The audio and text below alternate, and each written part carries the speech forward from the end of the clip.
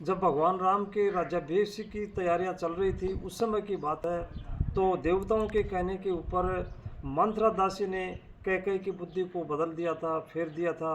और कैकई को जाकर के मंत्रा ने कहा था कि आप ऐसा करो कि तो आप अपने पुत्र के लिए, भरत के लिए 14 वर्ष का राज मांगो और राम के लिए 14 वर्ष का वनवास मांगो। इस तरह से दो वरदान मांग लो, क्योंकि दो वरदान जब दशरथ एक उसमें युद्ध में दिए थे उसको, दोनों वरदान मांगने का समय आ गया है। अब समय आ गया है तो मांग लो वरदान।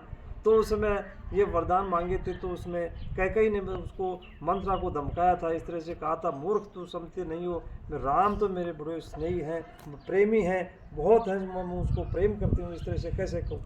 तो उसने जो है मंत्रा ने कहा था कि इस तरह से नहीं हो, आप तो इस तरह से वरदान मांग लो। इस तरह से वरदान दो मांगे थे। तो उसमें इस तरह की बात है। उस समय राज्याभिषेक की तैयारियां चल रही थी, सारे के सारे दुखी हो गए, सारे के सारे। हाँ।